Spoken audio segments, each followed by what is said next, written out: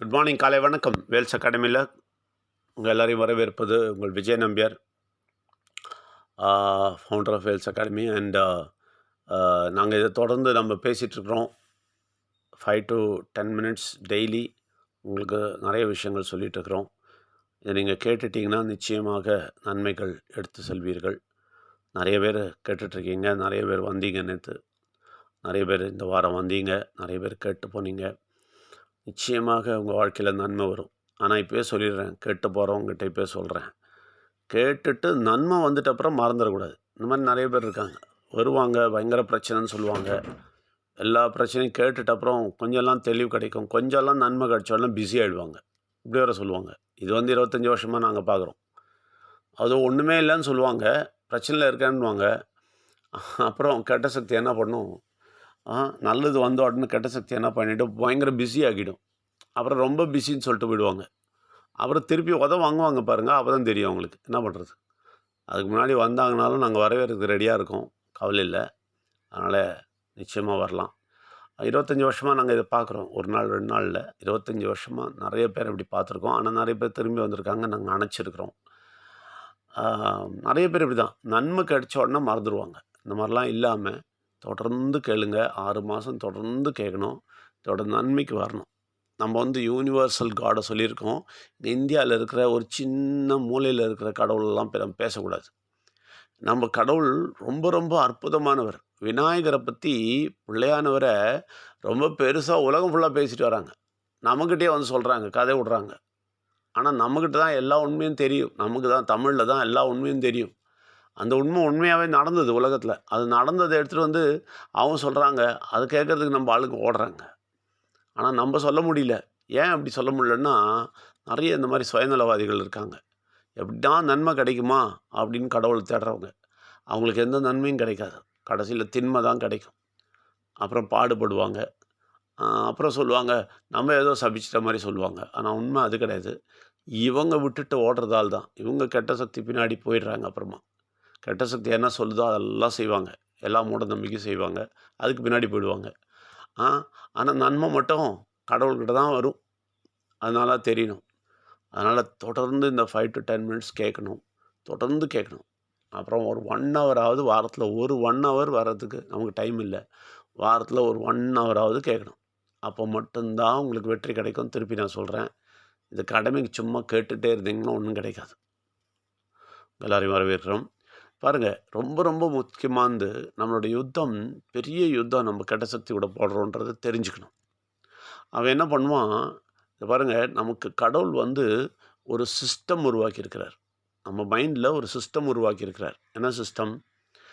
எந்த ஒரு திங்கிங்கும் மனுஷன் தலையில் வந்துருச்சுன்னா அந்த திங்கிங்கை அவன் இமேஜினேஷனாக மாற்றிடுவான். இமேஜினேஷனாக பயங்கரமாக இமேஜின் பண்ணி அது பெரிய ஒரு ஸ்ட்ராங் ஹோல்ட் ஆகிடும். அப்போது நல்ல விஷயத்த, கடவுள் சொன்ன காரியங்களை, இப்போ நம்ம மைண்ட் ரீடிங்கில் இப்போ பேசுகிற காரியங்களை நீங்கள் அப்படியே உள்ள மைண்டில் போட்டு அதை அது ஆட்டோமேட்டிக் மைண்டில் போட்டு திங்க் பண்ண தொடங்கிட்டாலே கடவுளே அந்த சிஸ்டம் உள்ளே பண்ணியிருக்கிறாரு. அது ஒரு இமேஜினேஷனாக மாற்றி அது பெரிய ஸ்ட்ராங் ஹோல்ட் ஆக்கி உங்களுக்கு நன்மை செய்வார். அதுதான் அவருடைய சிஸ்டம். கடவுளுடைய சிஸ்டம் உங்கள் மனுஷனோட மைண்டை அப்படி தான் கடவுள் சிஸ்டமேட்டிக்காக பண்ணியிருக்காரு. எப்படி? அது தானாக உள்ளே வந்துடுச்சுன்னா, ஒரு திங்கிங் வந்துடுச்சுன்னா அது தானாக இமேஜினேஷனாக மாறி பெரிய ஸ்ட்ராங் ஹோல்டாக மாறி அது நடக்கும். நிச்சயமாக அது நடக்கும். இப்படி தான் அவர் கடவுள் பண்ணியிருக்காரு. இப்படி தான் நம்ம மைண்டோட சிஸ்டமே. அது மாதிரி தான் மனுஷனை உருவாக்கியிருக்கிறார். என்ன வேணால் மனுஷன் அதை செய்ய முடியும். மனுஷனால் என்ன வேணால் செய்ய முடியும். அவர் கொடுத்த சக்தியில் 2% தான் உபயோகிச்சுட்ருக்குறோம் இப்போது. ஆனால் நிச்சயமாக கான்சன்ட்ரேட் பண்ணி நம்ம சிந்திக்க தொடங்கிட்டா நிச்சயமாக அதோட அதிகமான சக்தியை யூஸ் பண்ணி நம்ம என்ன வேணால் அச்சீவ் பண்ண முடியும். ஆனால் கடவுளோட விஷயம் தெளிவாக தெரியணும், உண்மையை தெளிவாக தெரிஞ்சுக்கணும், மூட நம்பிக்கையிலேருந்து வெளியே வரணும். அப்போ மட்டும்தான் முடியும். இது மூட நம்பிக்கையிலே உள்ளே உட்காந்துக்கிட்டு எனக்கெல்லாம் நன்மையும் கிடைக்கணும், இந்த ஞானமும் கிடைக்கணும் கேட்டிங்கன்னா இந்த ஞானம் உங்களுக்கு கிடைக்கவே கிடைக்காது. ஃபஸ்ட்டு அந்த மூட நம்பிக்கையை எடுத்து களையணும். அது ஒரு களை போல். ஓகே, அதை களையை எடுத்து களையாமல், ஒழிக்காமல் நீங்கள் நட்டு வைக்கவே முடியாது. பயிரை நட முடியாது. பயிரை நடணுன்னா ஃபஸ்ட்டு களையை எடுக்கணும். பயிரை நட்டுட்டாலும் அது வளரும்போது கூடவே இந்த களை வளரும். அந்த களையை நிச்சயமாக அந்த விவசாயி எடுத்துகிட்டே இருப்பான், பார்த்துருக்கீங்க.